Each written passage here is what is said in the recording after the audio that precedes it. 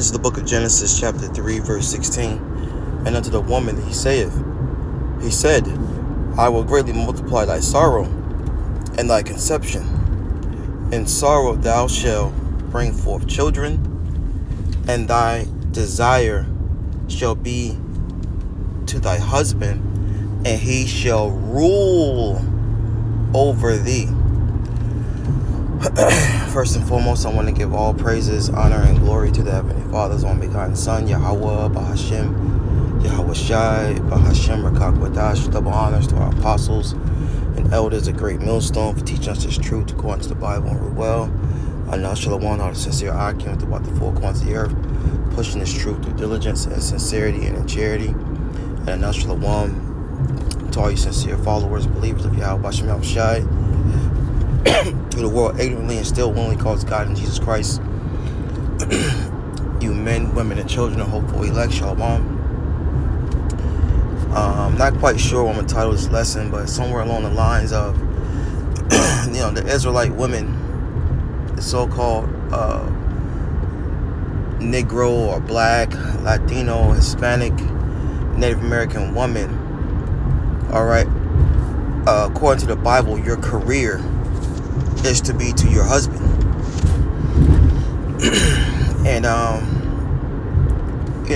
you fell for Esau, well, the serpent, I'm gonna say, the serpent's wine, okay, in a garden, and it's really biting you in the ass now.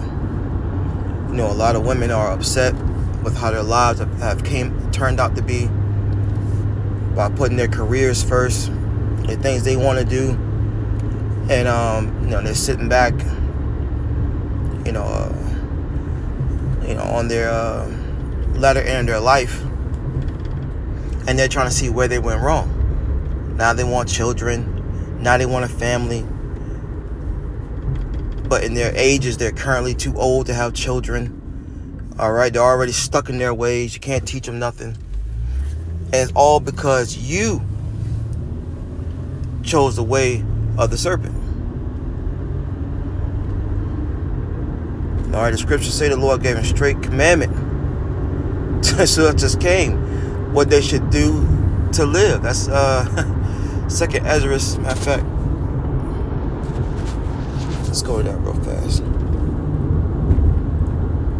The Lord gave straight commandments. What's that? Second Ezra.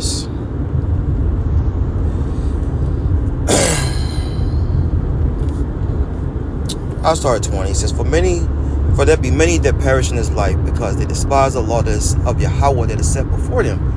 Who was the law given to? Leviticus 26 and 46, the Israelites. And even the heathen who was not given these laws, even they women know.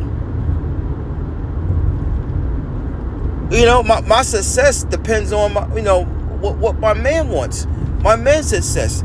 They don't want to leave their men for their career. They don't do that. They stick by their men. And what he says goes. But anyways, it says there be many that perish in this life because they despise, which means hate, the law of Yahweh that is set before them. And here's the point. Hold on 1 second. Alright. It says, verse 21, for Yahweh have given straight commandment to such as Cain what they should do to live. You want to live? You want to be somewhat happy? Right? It says, for Yahweh given straight commandments such as Cain what they should do to live, even as they came, and what they should do to avoid punishment. Right? So the Lord gave us commandments on what to do, and that includes the woman. You're not exempt from keeping the laws of Yahweh Bahashem Yahweh Shai. And one of them is to your desire to be towards your husband. Okay? Matter of fact, before we get this, 1 Timothy, let's get Genesis 3.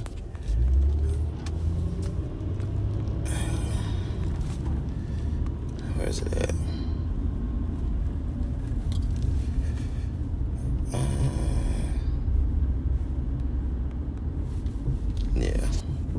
I want to look up something. That word desire.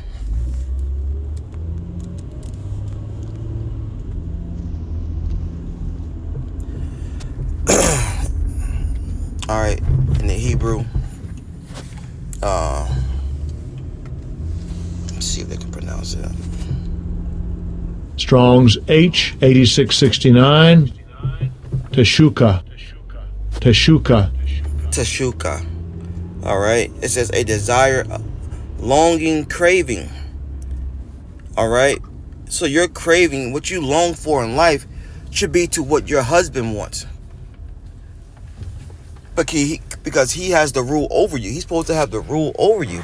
Now we understand, us in the know as the men, all right, that until this devil goes down, until we get the power, okay, that our women are really not going to hearken to us.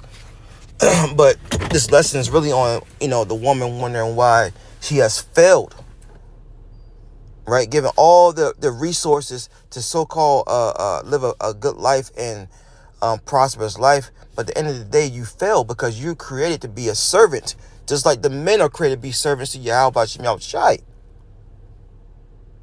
There's an order to it, man. There's an order to it. What's that? There's an order. And when you go out of the order, what do you expect to happen? Let's see.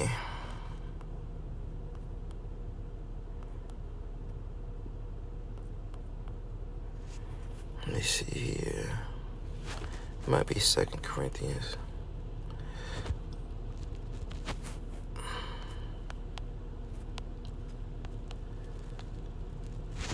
No.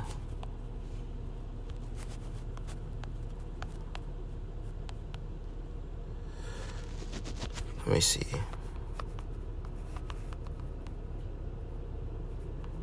I know it's in Corinthians. Just give me 1 second. Yep. 1 Corinthians 11. 1 Corinthians 11:3. But I'll have you know that the head of every man is Hamashiach. All right. The anointed Yahweh Shai. And the head of the woman is the man. Right? And the head of Hamashiach is Yahweh, is the Most High. And, when things are out of order, nothing runs right. And amongst our nation is not being ran right. Because a lot of you women have taken the liberty that Esau Edom has given you, and you screwed it up. Because you're not meant to lead. You're meant to follow. Just like the Israelite man is meant to follow Yahweh Shai. There's an order to things.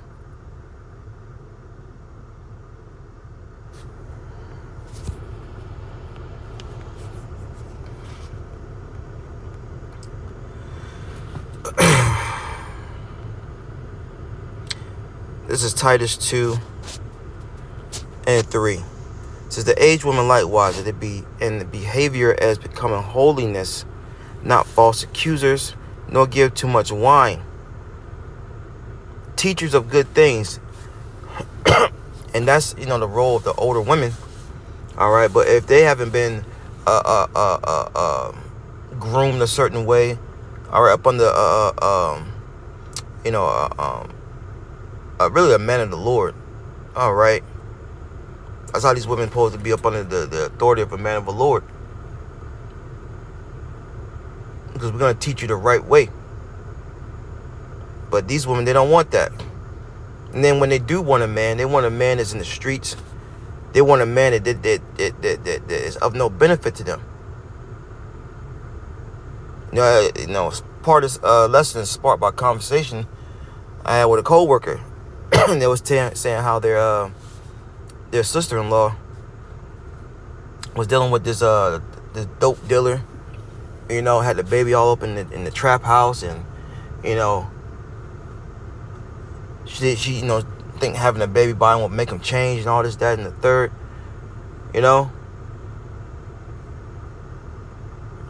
Out of order. But anyways, It says, verse 4, that they may teach the young women to be sober, to love their husbands. Right? See, the older women, they don't teach their women to love their husbands. They teach them to ride the cock carousel until they find the right cock.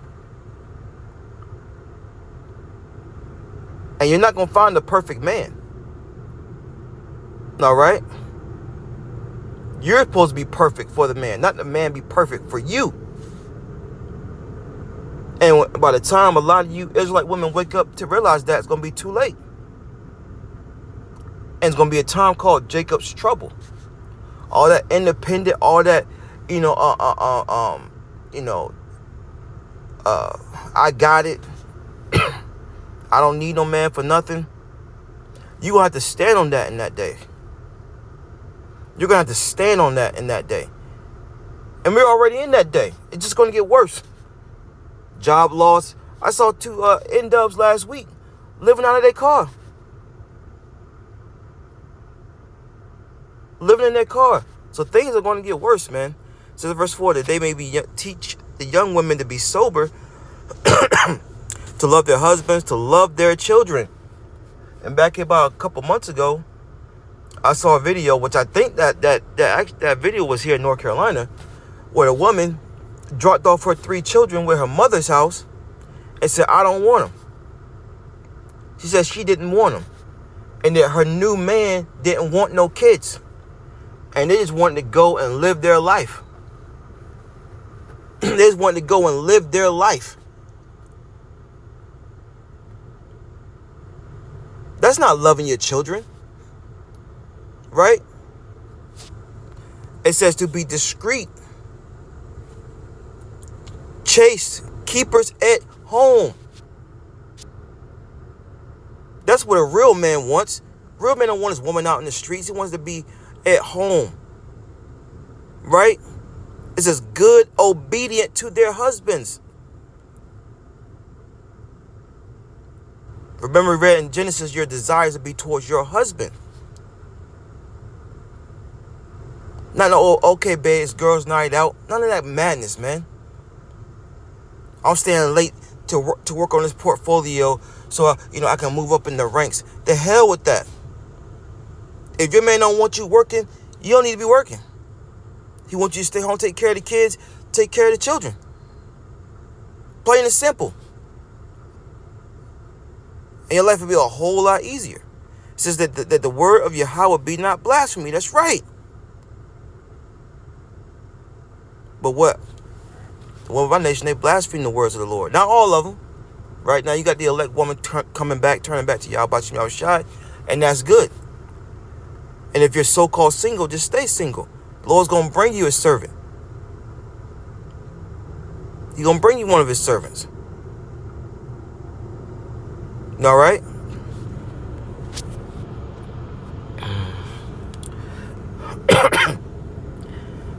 Last precepts. 1 Timothy 2:9 says, in like manner also the women adorn themselves in modest apparel, with shamefaced and sobriety, not with broided hair or gold, pearls, or costly array. Because when women do these things, all right, the woman's supposed to be shamefaced. All right? A lot of these women, they're bold. They act like men. They look you in the face. They talk like men. No. That spirit's going to die here in Babylon the Great, the daughter of Babylon, once the missiles hit. That's going to perish here. We're not bringing that into the kingdom, man. All right, they're supposed to be dressed in modest apparel. Because when you dress a certain way, that's a spirit you're giving off. And a lot of these women are giving off the spirit of hoes. All right? But yet, when you approach them as so, bro, you already know. What's wrong with you? Miss, look how you're dressed. You think I'm going to treat you with some type of respect and dignity? Get the hell out of here. What's up? You know how much? Oh, I ain't no prostitute. You dress like one. Anyways, it says, but verse 10, but which become of women professing godliness with good works. All right. And part of good works is being obedient to your man. Verse 11, let the woman learn in silence with all subjection. This is the big one. This is a big one. You tell your woman something and then she goes out and asks the next man. Well, that's going off. That's going off. She asked someone else. How much more these women that are teaching? That are in seats of authority. All that's going off.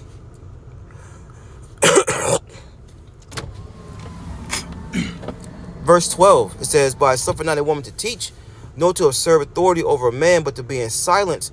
For Adam was first formed, then Eve. And Adam was not deceived, but the woman being deceived was in the transgression. So you went the hell off. Notwithstanding, she shall be saved in childbearing if they continue in faith and charity and holiness with sobriety. That's your career. For you women want to know what your career is, we just went over it. Your desires be towards your husband. Okay? Keepers at home. Teaching good things. Shamefaced. Silent. And obedient. Shalom.